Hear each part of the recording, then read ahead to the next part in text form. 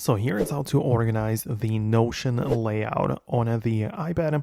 Let me show you how it works. If you're new here, subscribe so you never miss anything important.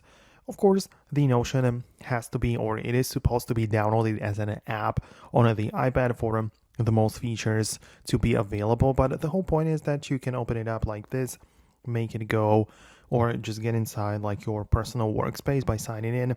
And then whenever you get inside of the note or page, the way to reorganize and change the layout is slightly different from the desktop version. Because when inside of the desktop version, you hover your mouse over like a little handle next to each element, but we don't really have the same thing on the iPad. And on the iPad instead, we can of course reorganize everything, but you have to hold it down on the individual like items, like a line of text or a paragraph or whatever it is. You should see that it gets like selected, or it just gets moved up above it a little bit, so you can see like it gets lifted up and you can reorganize it or drag it to a different position, and that's how it's going to be moved to some other place.